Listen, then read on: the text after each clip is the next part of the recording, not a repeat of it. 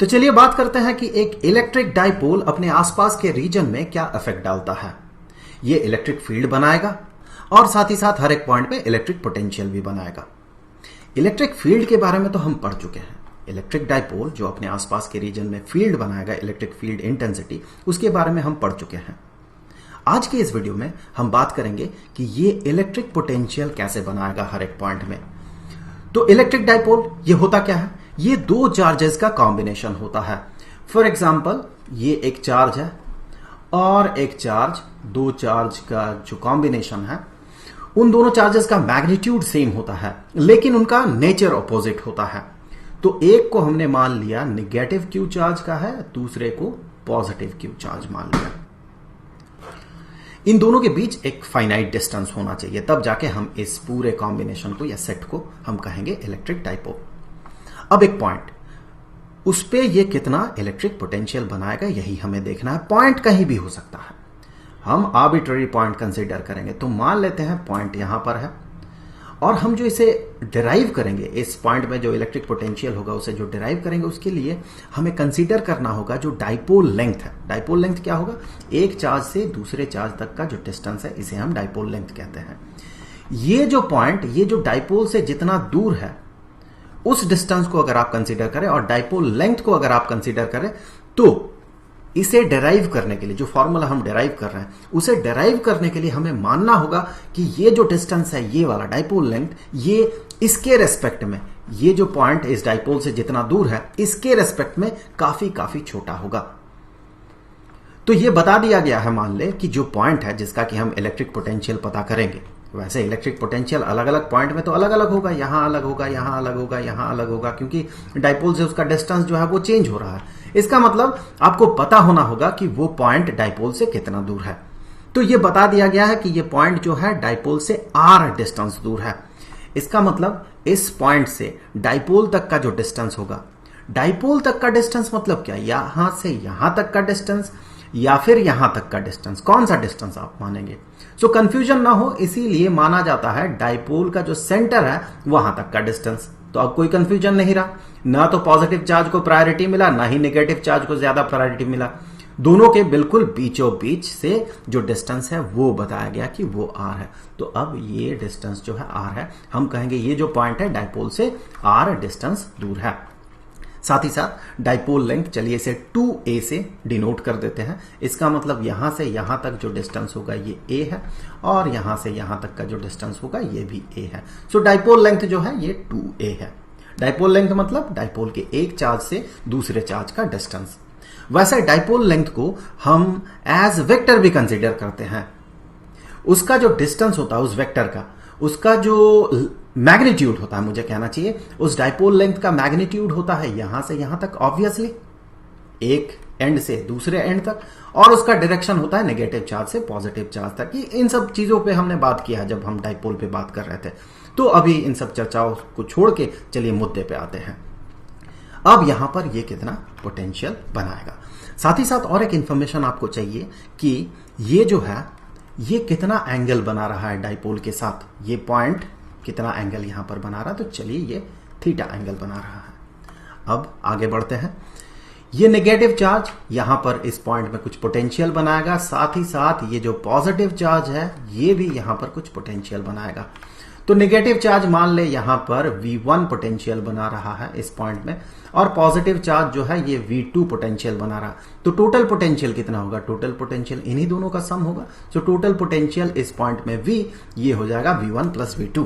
हमें पता है पोटेंशियल स्केलर क्वांटिटी होता है, इसमें सिंपली अलजेब्रिक एडिशन फॉलो करता है। ये मतलब कि ये जितना पोटेंशियल बनाएगा इस पॉइंट में और ये जितना पोटेंशियल बनाएगा इस पॉइंट में, टोटल पोटेंशियल इन दोनों का अलजेब्रिक एडिशन होगा, क्योंकि स्केलर क्वांटिटी है पोटेंशियल। सो वेक्टर एडिशन का तो सवाल ही पैदा नहीं होता है। ये होगा कितना? सबसे पहले V1 पे आते हैं। हमें पता है इलेक्ट्रिक पोटेंशियल एक पॉइंट पे due to a point charge ये होता है 1/4 पाई एप्सिलॉन नॉट, जो कि कूलम्स कांस्टेंट होता है। हम यहाँ को एप्सिलॉन नॉट मान रहे हैं, मतलब कि ये जो स्पेस है ये फ्री स्पेस है, कोई दूसरा मीडियम नहीं है, इनटू जिस चार्ज के कारण वहां पर पोटेंशियल बन रहा उस चार्ज का मैग्नीट्यूड जो कि है नेगेटिव क्यू, डिवाइडेड बाय इस पॉइंट का डिस्टेंस उस चार्ज से। तो ये डिस्टेंस यहां से यहां तक तो चलिए इस डिस्टेंस को नाम दे देते हैं अभी फिलहाल के लिए x। वैसे हमें x का वैल्यू पता करना होगा, इसे रिप्रेजेंट करना होगा r, थीटा और a के टर्म में, क्योंकि x एक इंटरमीडिएट वेरिएबल है और गिवन वेरिएबल्स जो है वो है r, या फिर गिवन डेटा जो है वो है r, थीटा और a। इसके टर्म में हमें रिप्रेजेंट करना होगा x को। तो यहां पर डिवाइडेड बाय, हमें पता है डिवाइडेड बाय द डिस्टेंस, जो पॉइंट पे पोटेंशियल हम पता कर रहे हैं उसका, जिस चार्ज के कारण पोटेंशियल बन रहा है उन दोनों के बीच का डिस्टेंस। उसी तरह से अब यहां पर ये पॉजिटिव चार्ज जो है यहां पर कुछ पोटेंशियल बनाएगा जो कि V2 से डिनोटेड है। सो V2 उसी तरह से ये कितना होगा 1/4 pi epsilon naught into charge कितना है positive Q divided by distance कितना है। चलिए देख लेते हैं डिस्टेंस क्या होगा, यहां से लेके यहां तक का डिस्टेंस, इसे एक नाम दे देते हैं। चलिए ये हो गया y, इसे भी इवैल्यूएट करना होगा, जैसे हमें x को इवैल्यूएट करना होगा y को भी इवैल्यूएट करना होगा। So divided by y। Total potential की अगर बात हो, सो टोटल पोटेंशियल जो कि V1 प्लस V2 है, तो इन दोनों को जोड़ना होगा। सो यहां से देखिए कॉमन आउट हम कुछ कर सकते हैं। क्या कॉमन आउट कर दे, इसे कर दे, दोनों जगह पे है, और Q को कर दे यहां से। तो ब्रैकेट के अंदर बचा हुआ रहेगा 1 डिवाइडेड बाय y यहां से, और नेगेटिव 1 डिवाइडेड बाय x। तो चलिए आगे बढ़ते हैं। 1/4 pi epsilon not into Q को कर दिया कॉमन आउट, और ब्रैकेट के अंदर हमें मिला 1 divided by y minus 1 divided by x। अब हमें y को और x को इवैल्यूएट करना होगा। y को और x को इवैल्यूएट करने से पहले चलिए इसी लाइन को थोड़ा सा हम प्रोपेगेट कर देते हैं आगे, और हम साथ ही साथ क्या करते हैं, यहां से एक परपेंडिकुलर ड्रॉप करते हैं इस लाइन पे। तो ये हो गया 90 डिग्री का ये, और साथ ही साथ यहां से भी हम ड्रॉप करते हैं एक परपेंडिकुलर ऐसे, तो ये भी हो गया 90 डिग्री का। अब देखिए जैसे कि हमने इससे पहले बात किया है, जो भी हम डिराइव कर रहे हैं यहां पर पोटेंशियल, उसके लिए गिवन टर्म यही होगा कि R जो है ये A से काफी बड़ा होगा, वरना जो एक्सप्रेशन मिलेगा इलेक्ट्रिक पोटेंशियल का वो बहुत ज्यादा कॉम्प्लिकेटेड होगा। और अगर हम मानते हैं कि R A से काफी बड़ा है, तो फिर जो एक्सप्रेशन मिलेगा वो बड़ा एलिगेंट एक्सप्रेशन होगा, छोटा कॉम्पैक्ट एक्सप्रेशन होगा। और साथ ही साथ ये जो डाइपोल होता है, जो नेचुरली अगर देखें डाइपोल मॉलिक्यूल्स में बनते हैं, तो वो जो डिस्टेंस होगा डाइपोल लेंथ जो होगा, वो डाइपोल लेंथ बहुत छोटा होता है। तो आप ये मान सकते हैं कि R जो है वो A से काफी ज्यादा बड़ा है। सो अगर ऐसा कंडीशन होता है R A से काफी बड़ा है, मतलब ये पॉइंट काफी दूर है डाइपोल से, बहुत दूर है, तो जब ये बहुत दूर होगा, सो यहां से यहां तक का जो डिस्टेंस होगा आप मान सकते हैं लगभग बराबर होगा यहां से यहां तक का डिस्टेंस। तो फिर कुछ पॉइंट्स को नाम दे देते हैं यहां पर कि ये जो है ये डाइपोल का सेंटर है, तो O हो गया, और इस पॉइंट को नाम दे देते हैं ये है M, और इस पॉइंट को नाम दे देते हैं ये है N। तो हम कह सकते हैं कि ये पॉइंट अगर P हुआ तो हम कह सकते हैं कि ये X जो है, जो कि लगभग बहुत क्लोज होगा, ये बराबर होगा इस डिस्टेंस के जो कि है PM को हम कह सकते हैं ये है PO प्लस OM यहां पर ये वाला डिस्टेंस है। तो फिर OM का वैल्यू हमें पता करना होगा, साथ ही साथ इस Y के लिए हमें ON का वैल्यू पता करना होगा। वैसे OM और ON दोनों बराबर होगा, यहां से यहां तक का डिस्टेंस और यहां से यहां तक का डिस्टेंस दोनों बराबर होगा। फिगर से आप समझ सकते हैं दोनों बराबर होगा। और थोड़ा समझने के लिए ये भी एंगल जो है ये भी थीटा बनेगा, क्योंकि देखिए ये एंगल थीटा है, ये एंगल भी थीटा बनेगा। अब ये जो लेंथ है ये भी A है, और ये जो लेंथ है ये भी A है, साथ ही साथ यहां 90 डिग्री बन रहा है, यहां 90 डिग्री बन रहा है, मतलब ये दोनों ट्राइंगल्स जो है बिल्कुल बराबर है, कॉन्ग्रुएंट है हम कह सकते हैं। सो यहां से आगे बढ़ते हुए हम कहेंगे ऑब्वियसली ये जो लेंथ होगा OM, ये ON के बराबर होगा। अब चलिए इवैल्यूएट कर लेते हैं OM और ON को। सो यहां से हम कह सकते हैं कि OM जो है, OM ये किसके बराबर होना चाहिए, इस ट्राइंगल को देखिए, ये वाला ट्राइंगल, इस ट्राइंगल में आप ये पाएंगे कि ये जो डिस्टेंस है ये वाला, या फिर कहें जो लेंथ है ये A है, साथ ही साथ ये थीटा है। तो कोसाइन ऑफ थीटा को अगर कंसीडर करेंगे तो OM का वैल्यू पता चल जाएगा। तो मैं पहले ये लिखता हूं कोसाइन ऑफ थीटा।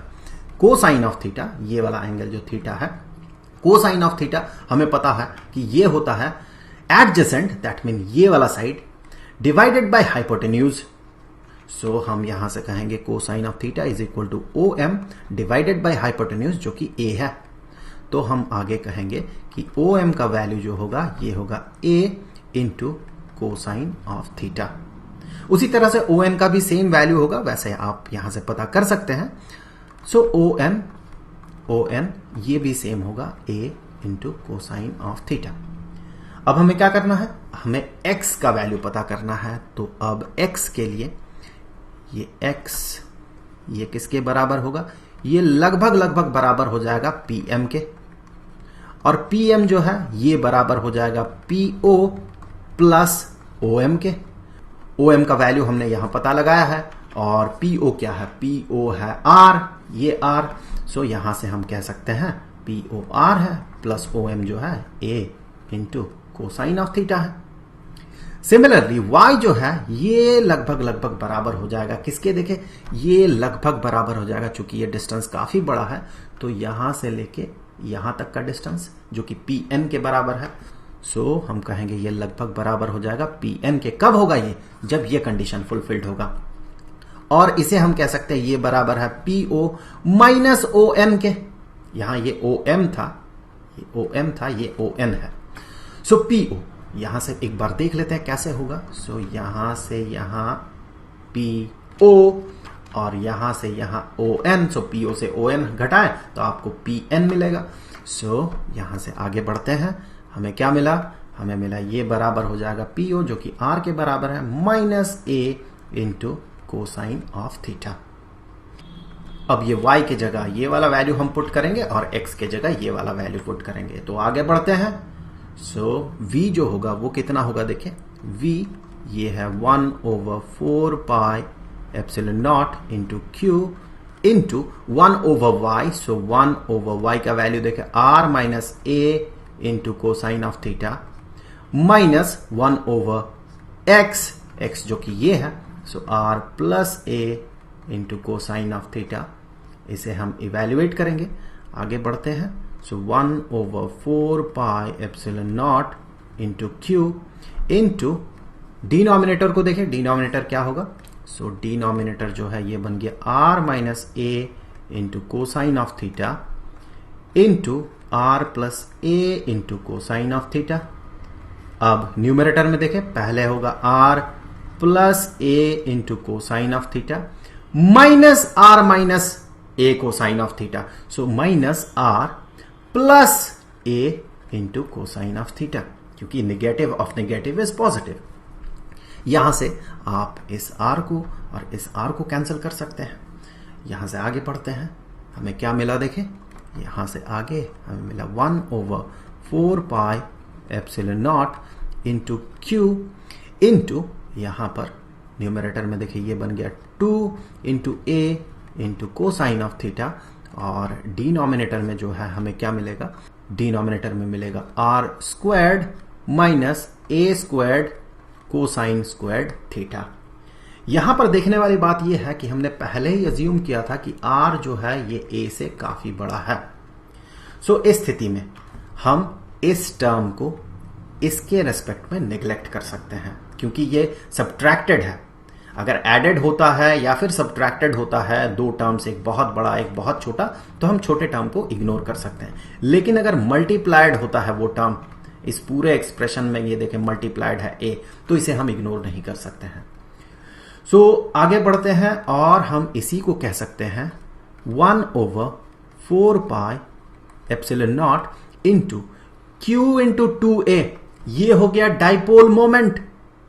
किसी डाइपोल का डाइपोल मोमेंट क्या होता है, उसका मैग्नीट्यूड की अगर बात करें तो वो होता है डाइपोल में जो चार्ज है, जो भी चार्ज है, पॉजिटिव नेगेटिव ना देखें, जो चार्ज है, यहां पर क्यू चार्ज है, एक पॉजिटिव एक नेगेटिव, तो उनमें से एक चार्ज को कंसीडर करें, उसका एब्सोल्यूट वैल्यू को। सो क्यू इनटू जो डाइपोल लेंथ होता है वही होता है डाइपोल मोमेंट। सो यहां से हम इसे कह सकते हैं डाइपोल मोमेंट है, जिसे कि हम P से डिनोट करते हैं।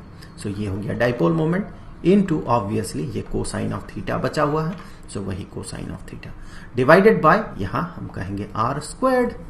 ये तो इग्नोर्ड हो जाएगा, नेग्लेक्टेड हो जाएगा। सो ये हमें मिल गया expression potential at any point near an electric dipole. So ये एक इंपॉर्टेंट रिलेशन है। यहां से आगे हम इसका वेक्टर फॉर्म भी कंसीडर कर सकते हैं। कैसे कर सकते हैं, चलिए यहां से आगे देखते हैं। तो अब आप देखिए हमें क्या मिला था, P into cosine of theta. So यहां पर मैं लिख दूं ये है डाइपोल मोमेंट P। सो जब हम कहेंगे P into cosine of theta, cosine of theta, इसका मतलब क्या बनेगा, देखिए अगर मैं कहता हूं vector P dotted with unit vector along R, ये R अगर वेक्टर की तौर पे अगर आप देखें तो इस पॉइंट से यहां तक का जो डिस्प्लेसमेंट है वो वेक्टर R है। अगर दैट मीन पॉइंट का डिस्प्लेसमेंट, जिस पॉइंट में हम इलेक्ट्रिक पोटेंशियल पता कर रहे हो, उस पॉइंट का displacement from dipole, so as vector ये R हो गया। सो अगर मैं इसके साथ डॉट प्रोडक्ट कंसीडर करता हूं R कैप का, दैट मीन ये क्या है, unit vector along vector R। तो ये क्या बनेगा, देखें हमें क्या पता है, डॉट प्रोडक्ट जब हम करते हैं तो हम इसे कैसे इवैल्यूएट करते हैं, ये होता है पहले वेक्टर का मैग्नीट्यूड जो कि P है इनटू दूसरे वेक्टर का मैग्नीट्यूड, ये तो यूनिट वेक्टर है या फिर कहें डायरेक्शन है तो इसका मैग्नीट्यूड 1 होगा। So into 1 into cosine of angle between these two vectors. So इन दोनों के बीच का जो एंगल है वो तो थीटा है, सो कोसाइन ऑफ थीटा। ये क्या बन गया, देखिए P into cosine of theta, that mean P into cosine of theta को आप ऐसे रिप्रेजेंट कर सकते हैं। यहां मैं आपको बता दूं कि आप ऐसा भी लिख सकते हैं, ये P जो कि unit vector along this dipole moment है dotted with R as vector, इसका भी रिजल्ट यही आएगा। यहां पर देखें जब हम डॉट प्रोडक्ट करेंगे तो क्या होगा, पहले वेक्टर का मैग्नीट्यूड जो कि 1 है, ये तो यूनिट वेक्टर है, ये है डायरेक्शन P का, इनटू जो कि इसका मैग्नीट्यूड है R का जो कि R ही है, इनटू एंगल बिटवीन देन, इन दोनों के बीच का एंगल जो कि कोसाइन ऑफ थीटा है। तो अब भी रिजल्ट यही मिल रहा है। सो सिचुएशन जैसा डिमांड करता है उस हिसाब से हम इसे मैनिपुलेट कर सकते हैं। तो अभी फिलहाल के लिए मैं इस टर्म के साथ चलूंगा। तो P into cosine of theta की जगह हम ऐसे लिख सकते हैं। तो यही एक्सप्रेशन जो है इसी को हम ऐसे भी रिप्रेजेंट कर सकते हैं। यह है 1/4 pi epsilon naught into P as vector, dipole moment as vector, dotted with R cap, that mean unit vector along vector R, divided by R squared. यहां पर ये इसका मैग्नीट्यूड है R का। सो ये भी एक तरीका हो गया इसे रिप्रेजेंट करने का। सो ये वेक्टर नोटेशन में हमने कहा, और पिछला वाला जो एक्सप्रेशन था ये स्केलर नोटेशन में था। अब देख लेते हैं इससे, यहां से हम क्या क्या पता कर सकते हैं। ये जो टर्म है, ये टर्म ये तो पॉजिटिव होगा हमेशा, और ये P ये है डाइपोल मोमेंट का मैग्नीट्यूड, तो इसे भी पॉजिटिव होना है हमेशा। तो कब ये पोटेंशियल इसका पॉजिटिव होगा और कब नेगेटिव होगा, तो अब देखें P into cosine of theta पे वो डिपेंड करेगा, या फिर कहें सिर्फ कोसाइन ऑफ थीटा पे डिपेंड करेगा। वो कोसाइन ऑफ थीटा पॉजिटिव हुआ, यहां से देख ले, कोसाइन ऑफ थीटा पॉजिटिव हुआ तो फिर V का वैल्यू पॉजिटिव होगा, वो नेगेटिव हुआ तो V का वैल्यू नेगेटिव होगा, एंड सो ऑन।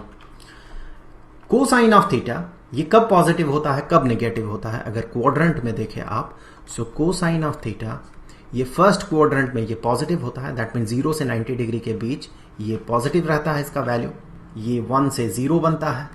फिर सेकंड क्वाड्रेंट में ये नेगेटिव होता है, ये 0 से -1 बनता है, फिर -1 से 0 बनता है यहाँ थर्ड क्वाड्रेंट पे, तो थर्ड क्वाड्रेंट में भी नेगेटिव, और यहां से ये फोर्थ क्वाड्रेंट में ये पॉजिटिव बनता है। मैं एक बार लिख देता हूं, कोसाइन ऑफ 0 ये होता है 1, cosine of 90 degree 0, cosine of 180 degree -1, cosine of 270 degree is 0।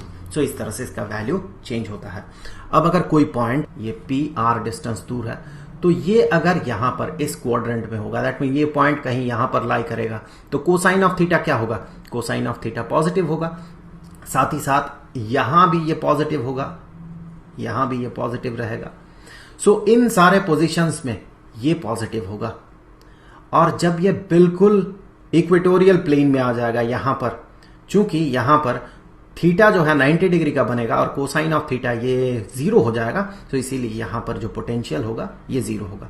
ये पूरे इक्वेटोरियल प्लेन में 0 होगा, यहां पूरे इक्वेटोरियल प्लेन में पोटेंशियल जो है ये 0 होगा। और इस तरह से जाए, अब ये नेगेटिव हो गया, नेगेटिव हो गया, नेगेटिव हो गया, ये अब भी नेगेटिव है, ये पूरा अब तक नेगेटिव है, ये 0 हो गया। फिर से पॉजिटिव पॉजिटिव पॉजिटिव, ये यहां पर मैक्सिमम होगा इस जगह पे। दैट मीन एक्सिस पे, इसे एक्सिस कहा जाता है, ये इसका एक्सिस है, साथ ही साथ ये भी इसका एक्सिस है। सो एक्सिस पे ये मैक्सिमम होगा। कौन? पोटेंशियल, उसका मैग्नीट्यूड। पॉजिटिव नेगेटिव कंसीडर ना करें। इस तरफ पॉजिटिव चार्ज की तरफ, इस तरफ जो पोटेंशियल होगा ये पॉजिटिव होगा, क्योंकि देखिए कोसाइन ऑफ थीटा यहां पर जो है ये 1 होगा, पॉजिटिव 1, तो ये मैक्सिमम होगा और ये पॉजिटिव होगा, क्योंकि कोसाइन ऑफ थीटा का मैक्सिमम वैल्यू 1 ही हो सकता है। और जैसे ही आप इस साइड में चले गए, ये नेगेटिव मैक्सिमम होगा। कोसाइन ऑफ थीटा का जो मैक्सिमम नेगेटिव वैल्यू है, या फिर आप कह सकते हैं मैथमेटिकली जो मिनिमम वैल्यू है, दैट इज -1। सो उस हिसाब से देखें, मैक्सिमम नेगेटिव पोटेंशियल जो है इस एक्सिस में ही होगा।